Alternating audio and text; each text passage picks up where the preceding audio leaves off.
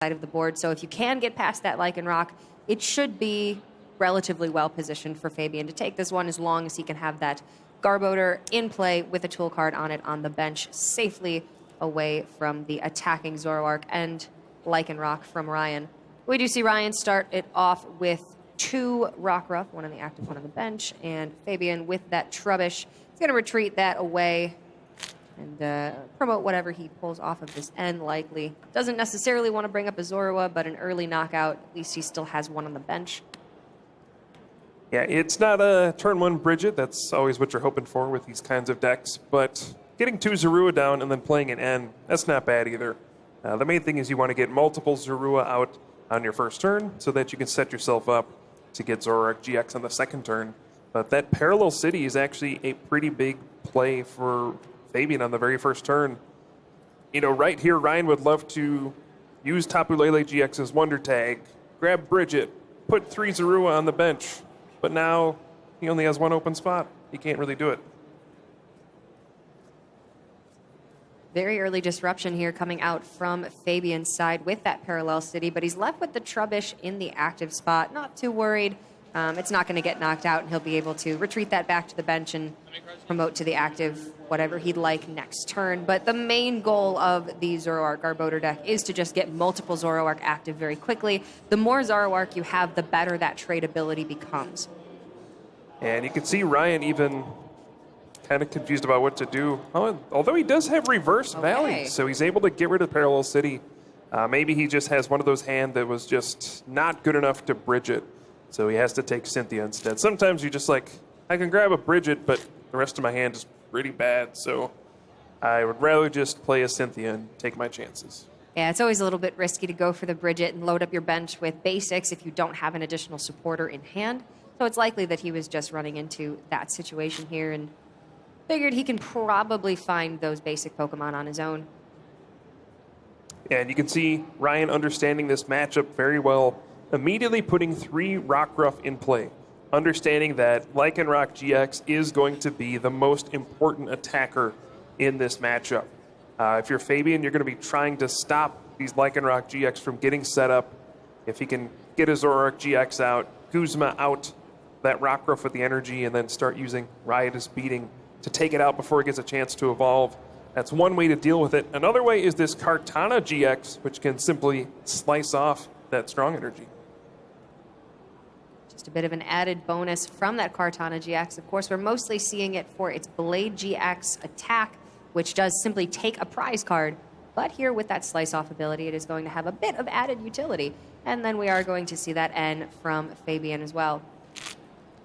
Yeah, Fabien does play both Kartana GX and an Enhanced Hammer. So those are kind of the ways he can keep Ryan from attacking with Lycanroc GX. Because Ryan plays 0 basic energy.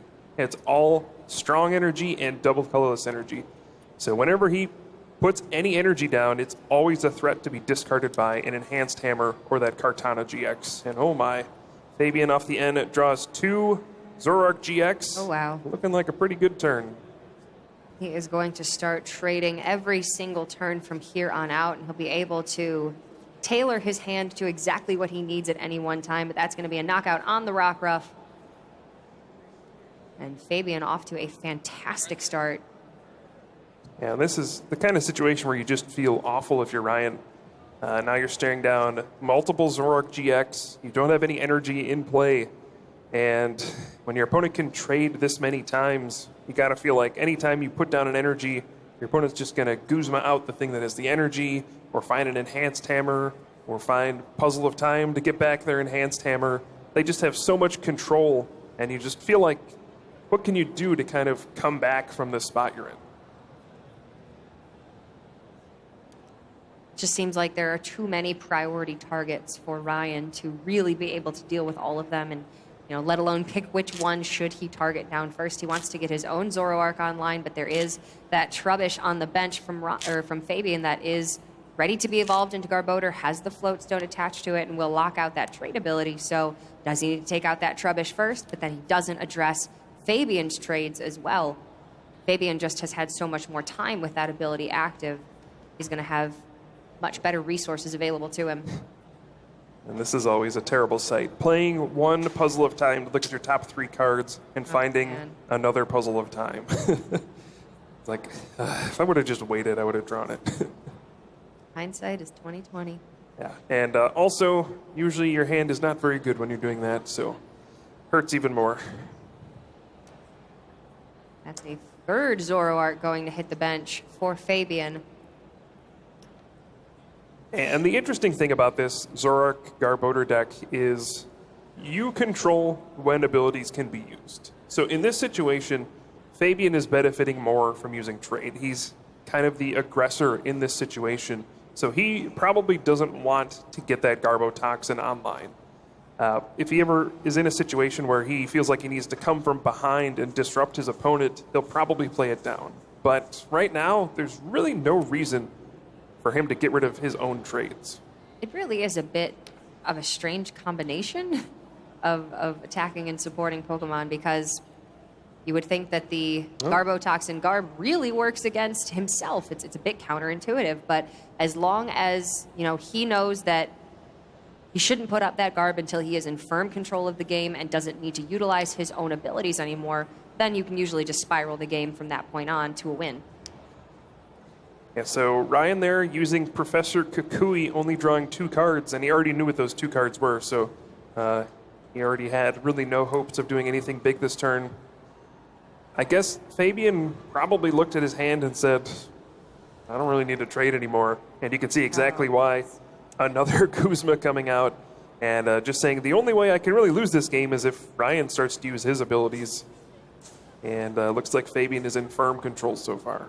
Looks like this game is just about going to be wrapped up. Yeah, Ryan does find Field Blower, so he does get his abilities back for the turn. He's already committed double colorless energy to that Tapu Lele GX, so he can energy drive this turn. It's still not looking good, but he's giving himself a chance. Sycamore for a fresh 7, and he does find the Zoroark GX. So we can trade a single time. Now he's got no Rockruff on the bench, no additional Zorua. Even if he finds them for this turn, it's very likely that Fabien's going to have another tool card to attach to his Garbodor for next turn. Yeah, the problem is Ryan is kind of just finally getting on even footing with Fabien, but he's behind the 3 prize cards. So if they're in the same position, doing the same thing every turn, Fabien is simply going to win because he's just going to take the prizes first. Just got off to a much too fast start. Yeah, but Ryan is still fighting in this game. I mean, we're only about 8 minutes into it, so no reason to concede quite yet. Play a few turns out, see if you catch some lucky breaks. Even though your opponent is trading 3 times a turn, sometimes they can miss what they need. Crazier things have happened. Evo Soda for Fabien to pull out that Trashalanche Garbodor. Ryan going to give a quick look through his discard pile and go, how many item cards have I played so far? Hopefully not a lot. I don't think he's in any danger of a Trashalanche knockout quite yet. But as the game goes on, that is always a concern. Once you get to about 10 item cards, then that Trashalanche can knock out really anything in Ryan's deck. There goes all of the abilities locked out again with the Float Stone attachment to the Garbodor and a Riotous Beating onto that Tapu Lele for 120 damage. Pass back over to Ryan. How can he respond to this? He does have that Zoroark softened up on Fabien's bench. Potentially he could take that out. But as long as the Float Stone is on the Garbodor, he's really not worried about these Zoroarks for any reason other than their actual attack potential. Yeah, so I actually think this was a dangerous move from Fabien, putting Garbotoxin back into effect. This is probably going to hurt him more than it hurts Ryan. Sure, it takes away Ryan's 1 trade, but Fabien's going to get N down to 3 cards at this point, and if Ryan finds something like an Enhanced Hammer to just discard the double colorless off of Fabien's active Pokemon, he's stuck there without an attacker, and he's got a low hand size and no way to trade. So a little risky. Sure, it takes a lot for Ryan to take advantage of it, but I don't know. Feels like just being able to trade every turn is going to get you to victory. Fortunately for Fabien, we see he did draw into that field blower. He can knock his own floatstone off of that Garbodor and start to trade again. So maybe a bit of a lucky break after what seemed to be a risky choice there to attach that floatstone in the first place. And yeah, he is going to do that. Yep, there it is. It all worked out. And the trading continues. That is, I mean, that's the attraction of putting Zoroark into any deck. It's a colorless attacker. You can pair it with almost anything, and it just gives you so much additional consistency. We're seeing it perform very, very well this weekend with Golisopod, now with Garbodor, even just by itself. A couple of weakness policies and a large number of tech cards that a lot of people weren't expecting. Ooh, there's a field blower. That actually is a lot of item cards now in Ryan's discard pile. I don't know exactly how many we're looking at, but getting into dangerous territory. 10 is the magic number. With 10 items plus a choice band on that Trashalanche Garbodor, we do hit for exactly 210 damage thanks to the resistance from Zoroark GX. And then it turns into a devastating attack, or a one prize Pokemon for 1 energy knocks out your GX. And an enhanced hammer from Fabien. It's like he's trying to close the door on this game as fast as he can. But no tool this time on his Garbodor, so Ryan can finally use his one trade. Well, one's all he's got, but maybe it'll be the best trade of his Pokemon career. Yeah. Probably going to need it to be. That's for sure. Yeah, Ryan's certainly not out of it yet. He does play Rigid here. Probably just finding a Zorua or finding nothing because there's nothing in his deck and he's going to concede. Yeah, that's a scoop. Once you have no access to additional attackers and that Zoroark is going to get knocked out next turn by Fabien, that's going to be game number 1. Fabien just off to too quick of a start. Ryan did eventually get somewhat to an even footing, but by that point he was too far behind on prize cards and it was just all over from there. So we are going to take this one to game number 2 with a stronger start for Ryan. Game 2 could look quite a bit different. Yeah, I mean, Fabien did go first. He got that. He got a bunch of evolutions out on turn 2. He was able to deal with Ryan's Rockruff whenever he tried to get energy on one of them. And Ryan was just never able to get that Lycanroc GX up and running. And honestly, given Fabien's deck list with both the Kartana GX and the Enhanced Hammer, the fact that Ryan plays no basic energy in his deck is really going to make it difficult for him to ever power up Lycanroc GX because it takes 2 turns of energy attachments. So every time he gets a strong energy on his Rockruff, it's just going to get discarded. Really does seem like Fabien's build is pretty well equipped to deal with what Ryan has to offer here. Would you say that it's normal, it's a common decision to play no basic fighting energy in a Zoroark build? Recently, the answer to that has been yes. Okay. We've seen players like Pedro in the last round, he plays 1 basic fighting energy in his deck and then 3 strong energy. But for the most part, people are just like, you know what? Strong energy is just too good. The extra 20 damage adds so much to my attack. I'll just play it. But there is some merit to playing a basic energy just so you don't get enhanced hammer. Yeah. And I mean, it is a deck that can thrive without much energy in the first place, which is why you're only seeing 4 strong and 4 DCE. But still, it's always a risk to play that little energy to start with, and then to eliminate even the 1 basic fighting energy that was commonly in builds. Sometimes you run into some sticky situations. Yeah. And Enhanced Hammer is a card that's kind of gone in and out of the standard format. For a while, it was a 1 of or a 2 of in almost every deck, just because special energy were so important. There were a lot of Zoroark mirror matches, and then Buzzwole started taking over the metagame. And, you know, Enhanced Hammer is kind of good against Buzzwole, but you don't play it in Buzzwole decks. So we started to see Enhanced Hammers getting dropped from a lot of deck lists. And now that we're kind of back to this metagame where Zoroark is popping up again, special energy are more important, we're seeing Enhanced Hammer come back again. It's just the natural growth of the meta. We Yeah. do see that Lele wonder tagging for Bridget, Bridget fetching 2 Zorua and a Rockruff on the bench for Ryan. So a very solid turn number 1, getting all those basic Pokemon set up. Hopefully he can evolve a couple of them next turn and start trading. Yeah, good start from Ryan, but he missed that crucial turn 1 energy attachment. You would love to see an energy go on to Rockruff. That's maybe one of the turns where you can get ahead and avoid an enhanced hammer from Fabien as he's using his first turn to play Bridget.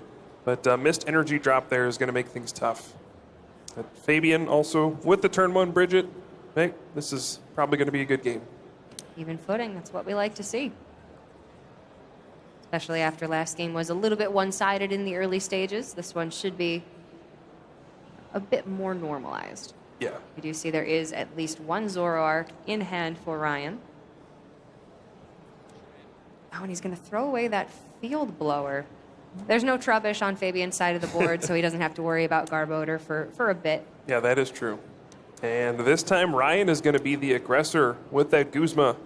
He's going to be the one taking the first knockout, getting the first Zoroark GX into play, and using Riotous Beating.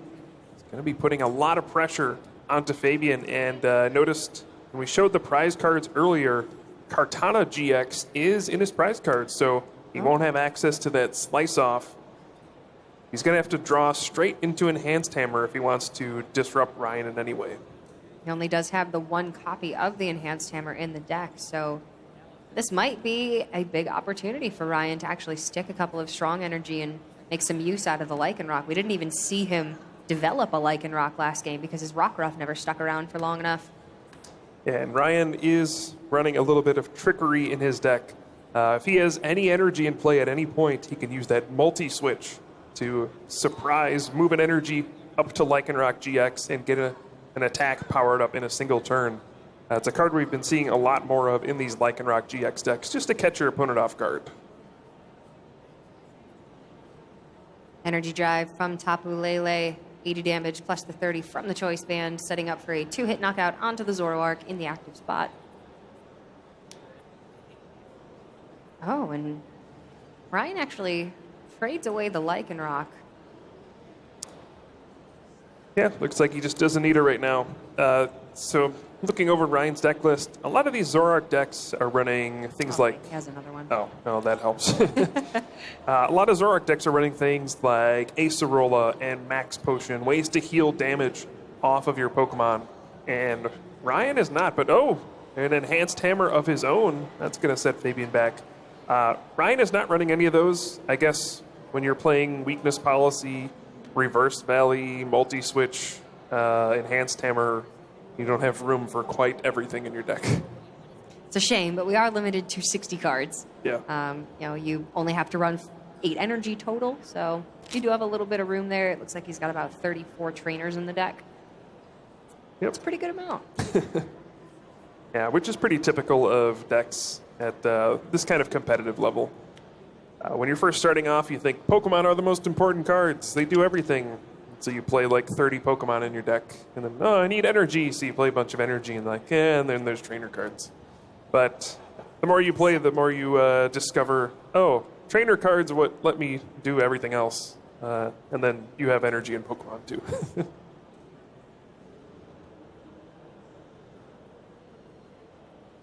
First Trubbish hits the bench for Fabien.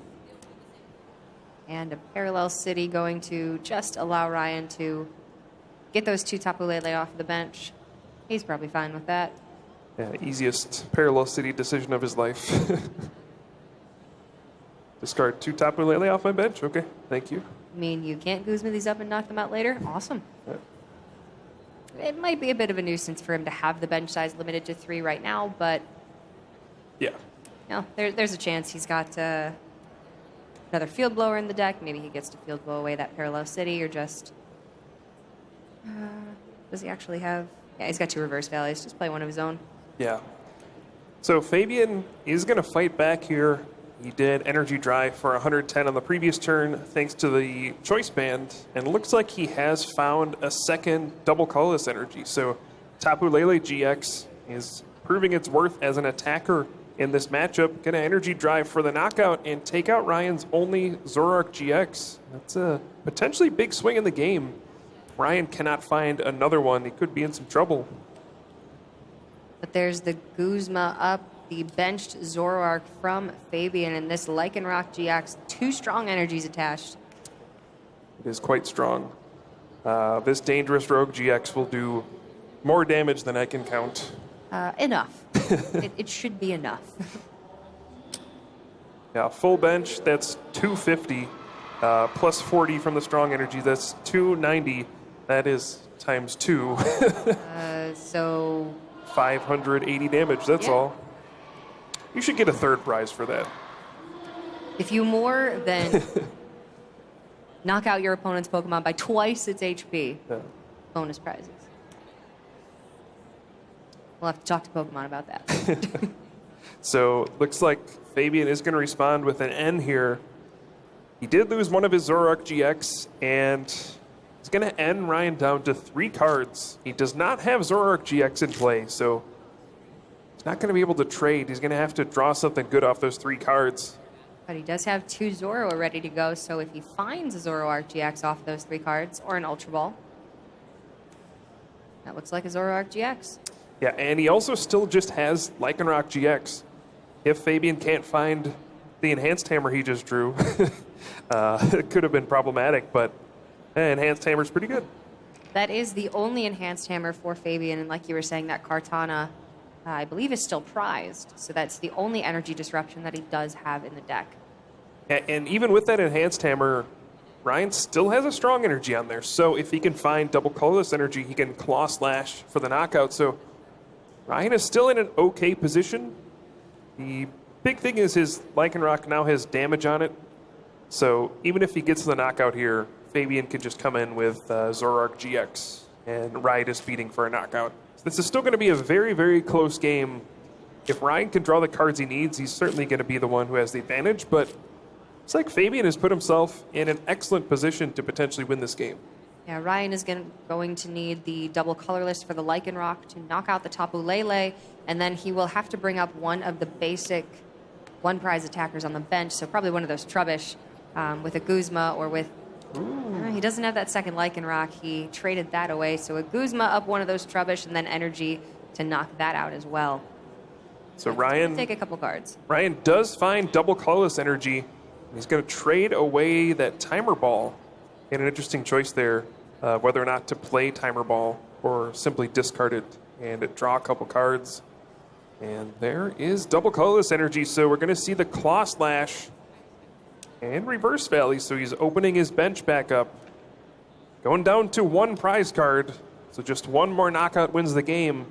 But, Cora, as we've seen many times, being at 1 prize card is a blessing and a curse when it comes to the ever-popular supporter card, N. It's the best feeling and the worst feeling at the same time. You get so close, and then sometimes you just cannot close out the game. For Ryan here, he's got to win this one. There's still almost a half hour on the clock, so if he does manage to get his final prize here, he'll have plenty of time to play out game number 3. Well, Fabien looking through his deck, I think he was trying to find a Tapu Lele GX so he could Wonder Tag for N, but looks like there's none left. He might not have an N in his hand, and currently he doesn't even have any energy. So if he does nothing on his turn, it's just Claw Slash, game over. He's playing 3 of the Psychic, Metal, and Electric unit energy in his deck, which I don't think we do see 1 in his hand right there. Yeah. But he doesn't have a means to retreat the Zoroark. Oh, he does have the Float Stone. Okay. Now he needs Trashlanch Garbodor. Do you have that too? Prove me wrong. Oh no, those are the cards he was... Well, he's already traded for the turn. So he's just got to retreat to Tapu Lele GX and pass. And he already knows his next 3 cards. Yeah, that was the unit energy, the Float Stone. Or the Search Off the Puzzle of Time on top. Let me tell you, his next 3 cards are not good. So hopefully the last card in his hand is good. It's like this one Lycanroc GX is going to carry Ryan to a victory if Fabien can't do anything about it. He is doing a quick count of how many item cards are in there, just in case Fabien is able to get that Trashlanch Garbodor. But from the information we have, looks like Ryan has got a stranglehold on this game. Well, he puts down that Buzzwole, the non-GX Buzzwole here. Retreating the Lycanroc. Fabien does have exactly 4 prize cards remaining. Oh, Energy Lotto to move up the strong energy, and that's going to be... It's 140 damage right there. Very powerful Sledgehammer. Yep, Ryan's going to take game number 2. Yeah, I think Fabien just drew his card and said, okay, I can't do anything. Good game. Bit of a comeback there from Ryan Antonucci, taking it to game number 3. Ryan sitting at a 10-1 match record over these 2 days. Fabien 9-1-1. Yeah, and you saw the extreme power of Lycanroc GX in that game and just how difficult it is for Fabien to interact with it. Against most decks, Fabien has some sort of game plan. You know, you can use Zoroark GX, which has a lot of HP, to trade 2-hit knockouts. Now, that doesn't work against Lycanroc. You're weak to fighting, so just Claw Slash, 1-hit knockout. You have Garbodor Trash Lance, which is really good against Buzzwole because it's weak to Psychic. Lycanroc is weak to Grass, so you don't have that easy 1-hit knockout option. And with a strong energy, Lycanroc GX can just Claw Slash and knock out Garbodor. So there's really no clean answer for Fabien. The only way he can really deal with Lycanroc GX is to discard the energy from it. If it ever gets fully powered, there's really nothing in his deck that deals with it. And we saw he did have access to a single copy of Enhanced Hammer that game, but with that Kartana GX prized, he did not have the ability to knock off another special energy. So he's definitely hoping to have that this game. And he does get to go first this time around, whereas Ryan was able to go first in game 2. So that should give Fabien just a little bit of an edge. Check out the prize cards. Nothing too important for Ryan. And for Fabien, let's see. 2 Puzzle of Time. That's not good. Those are cards you need multiples of in your hand. So when any of them are prized, it just makes it that much difficult to assemble the double Puzzle of Time combo. Starting off with an Ultra Ball, likely for Tapu Lele to Wonder Tag for Bridget, would be my guess. Pick up. Oh, it's like Get Cynthia. Okay. Usually when you see a non-Bridget supporter off of Tapu Lele GX, means your hand is pretty bad. Just not enough to go on. He picks up that Bridget and ends up not drawing into supporter cards for the next couple of turns. That could just be game losing, so you don't want to put yourself in that position. Wisely so, he's going to take that Cynthia instead.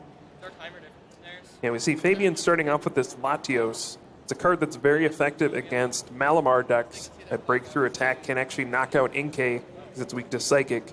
Also pretty effective against Buzzwole decks. If you put a Choice Band onto Latios, you can break through for 120 damage to a Buzzwole GX and do 30 to a bench Pokemon.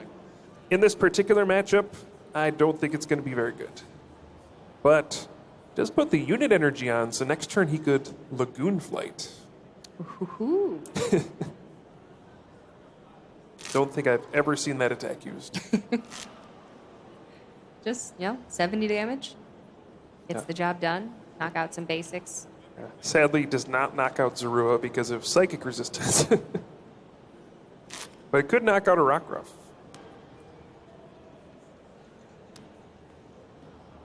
But if that interaction happens, I will be very happy. Turn 2, Quite a bit Guzma. surprised. Turn 2, Guzma, Lagoon Flight, your Rockruff. Needs Guzma and Floatstone for that to happen, but it's not out of the realm of possibility. It's also not likely. No, not a bit. But he does have double Zoro to bench this turn, so not feeling too bad about not being able to take that Bridget turn 1. Yeah, so both players actually missed their turn 1 Bridget, so neither able to get the ideal bench they would want after the first turn. But Ryan was able to at least get 2 Zorua into play, and the unit energy onto the Latios could open up some options for Fabien to get a turn 2 attack. We'll see what he can pull off, though. He did have to Wonder Tag a second time just to get another supporter card. That's better than not drawing cards, I guess. Ultra Balling for that Garbotoxin Garbodor. We did see him make use of it in game number 1, but If he does decide to get that ability into effect, then he'll not only be locking Ryan out of trades off of Zoroark, but himself.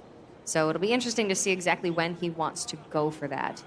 With a second unit energy, he can now break through 10 damage and 30 to the Rockruff. So he can at least soften up that Rockruff on the bench, which could potentially be a big deal if he can get one more of those breakthrough attacks off. You know, if you get 60 damage onto Lycanroc GX, that puts it in range for a lot more attacks to knock it out. But a double Zoroark turn 2 for Ryan. We do see he missed his energy attachment on turn 1. But he has double colorless and I believe a strong in hand this turn. Yeah, the Parallel City is actually making this difficult for Ryan, but Guzma helps out a little bit. I was going to say the limited bench size would prevent him from knocking out Latios, but 60 damage, perfectly enough to take down Zorua. And even though Fabien went first in this game, he is on the back foot already. Ryan is the first one to get Zoroark GX out, gets the first knockout. And how can Fabien respond? Well, also, I mean, just look at what Fabien has in play. He's had to commit 2 unit energies to a Latios that doesn't have good typing in this matchup. He's had to use Wonder Tag twice. So his bench is clogged up right now with Tapu Lele, with a Garbotoxin Garbodor that he doesn't even know, when he wants to make use of that ability. It's just a lot of utility cards right now that don't actually help him win the game. Yeah, it's a lot of situational cards that are not in the right situation. No. Things you don't want to see. He's drawing stuff in the wrong order. He does finally find Evo Soda, though, so he can get one Zoroark GX into play.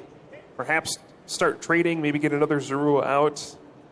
But probably not any significant offense this turn. We're probably just going to see another breakthrough. Do see another trade coming out. And, Enhanced Hammer. That is a big swing. That is clutch. Whenever you can discard an energy from your opponent's Pokemon in this kind of a matchup, it can potentially prevent your opponent from getting off an attack on the following turn. And at the very least, it's going to slow down Lycanroc GX from getting powered up. And that Rockruff on the bench now within range of being knocked out by another breakthrough attack from this Latios. But we do see Ryan with double puzzle in hand. Sure do. He can, at the very least, if he wants to, knock out another Zorua this turn. Seems like a good strategy. Whenever you can limit the number of Zoroark GX your opponent has in play, it usually seems like a winning line of play. He's got to find those DCEs. He can bring one back to hand with the double puzzle of time. He's got 3 more in the deck. Yeah, so he's playing Tapu Lele GX and eyeing up that Mallow. So checking to see what he can grab with that Mallow. Looks like he's putting 2 energy to the side. Strong DCE. Yeah, so this turn he does have Lycanroc GX in hand. He can just Bloodthirsty Eyes and bring out a Zorua, take a knockout there, and then set himself up next turn to perhaps do a crazy multi-switch, strong energy, and then potentially knock out Zoroark GX. You can see just how aggressive this Zoroark Lycanroc deck can be. Once it gets into motion, it can take knockouts pretty much every single turn. All right, he just put the cards directly in his hand, traded away that Rockruff. There's no tool on the Garbodor on the bench for Fabien, so abilities are still active, and that gets Ryan the DCE and means he doesn't have to use double puzzle this turn to fetch it if he doesn't want to. Gonna take that Zorua knockout and just further try to restrict the resources that Fabien has access to. He does pick up another Zoroark, but now no Zorua on the bench. And he's got an interesting choice. He has 1 open bench spot. Does he play another Zorua? No, he goes for Kartana GX to slice off that double colorless energy. It's a double-edged sword. He gets rid of the energy, but now his energy drive does less damage, only hitting for 40. But if he can make Ryan miss an attack, it's probably more valuable than the 40 damage he was doing. Another Guzma for Ryan off of that trade. We do know he has that double puzzle of time in hand. Problem is he doesn't have any great targets for Guzma right now. Because of the limited bench size, he can't knock out Garbodor. If he could find like a Field Blower or Reverse Valley and a couple of bench Pokemon, I think it's perfectly reasonable to go after one of those non-GX Pokemon, but otherwise he really doesn't have that great of a turn. If there's an Enhanced Hammer in his discard pile, that's probably the best thing he can do this turn. He's also just sitting at 4 prize cards, so he would like to go directly for 2 GX Pokemon if possible, without having to take those 1 prize knockouts. And he actually decides to attach Double Colorless to Lycanroc GX. That means he's pretty much given up on attacking this turn, and he's opting to attach that instead of the Strong Energy.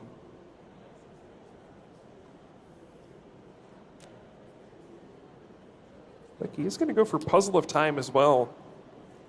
He is signaling to his opponent now that he does have an extra Double Colorless Energy in his hand for next turn. Sometimes it's better to be a little bit sneaky and play the Puzzle of Time first. Say, hey, I got Double Colorless Energy, and then play it immediately. Now Fabien knows, even if he discards that one, Ryan already has the second one. Generally, it is, I would say, better to conceal information from your opponent. You don't want to give them a read on what's in your hand if you don't have to. So maybe a little bit of ordering there that could have been better than the line that Ryan took. Yeah. Especially when there's no downside. Yeah, of course. You're just simply concealing information. Yeah. But Fabian's still not able to muster up really anything. Just another energy drive, and now Ryan, he's going for the Guzma, but now he's having second thoughts. He's potentially worried that there's too many energy now on his Lycanroc GX, and Tapu Lele GX would be able to energy drive for a knockout. Finally gets rid of that Parallel City, though. They can fill his bench. And Ryan is going to take a pretty big lead in this third and final game. Down to 2 prize cards. Can Fabien finally draw out of this? But another Parallel City for Fabien. Going to continue to limit the damage from Riotous Beating. Fabien just has nothing. He has no supporters, just a bunch of Pokemon. No Zoroark's active, just going to have to break through again. Third time this game. Third time is not the charm for him, however. Especially with DCE and Guzma to bring up that Tapu Lele. That is game, and Ryan Antonucci is going to take this set in game number 3.